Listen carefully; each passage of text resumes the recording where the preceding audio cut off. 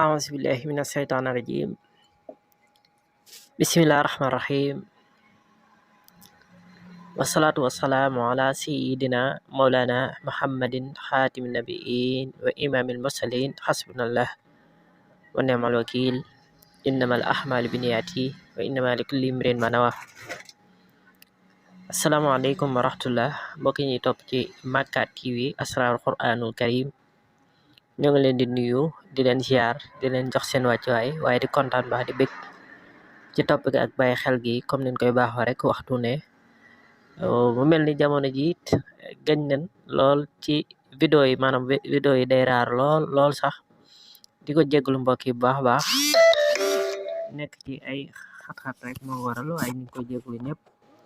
waaye fu ñu ko yaatu ko may rek ñu ñëw jox leen benn vidéo incha allah tey ñu fas yéene ñëw jox leen benn sirru bu am solo mu mel ni ñu ngi dëgmal lu ci mel ni soxbaan suba di benn fan ci weeru soxbaan nag am ak jagle gu rëy bari ngeen lool waaye am ci nag ak jagle goo xam ni mi ngi aju ci alquranul karim muy lu am solo la nag lii ma lay bëgg a jox yow mbokk mi soo ko déggee rek bul wàcc daal day gaaw daal di jàpp jubal xew la def ko ci kàttan suñu borom subhanahu wa taala da nga ci gis ay njariñ ak ngeneel yu rëy da ngay fexe nga def li may bëgg a wax ci saxbaan muy da ngay fexe nga jàng surtout xaaf nga jàng ko juróom-ñaari yoon ci benn jataay yéen ci nag li nga bëgg ci li des ci sa àdduna wala li nga bëgg suñu borom defal la ko muy lu jëm ci wàllu ubbeeku ci wërsëg wala ay yiw wala suñu borom defal la ay ngeneel wala looy lijjantu mu te lijjantu wala nga am aajo yoo bëgg mu faju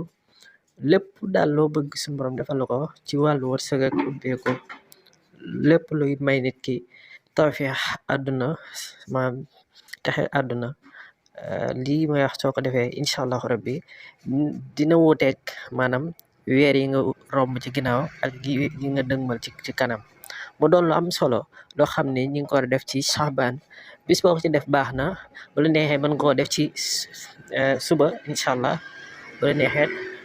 mën nga koo tàmm ci wenn waxtu yi ginnaaw boo julli suba ba pare wala julli tisbaar bu la neexee mën nga koo def ci maanaam waxtu gën a yaatu ci chaque jot daal nga def ko incha allah jàng ko juróom-ñaari yoon ci kàttan suñu borom subhanahu wa taala yéene ci li nga bëgg suñu borom defal la ko mu doon lu am solo loo xam ne ñu jox leen ko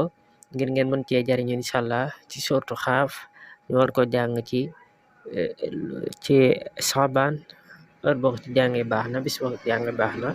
ñu joxal leen ko loo ci la képp koo xam da nga yittewoo téere PDF yi am na fi disponible na muy téere lasraar yi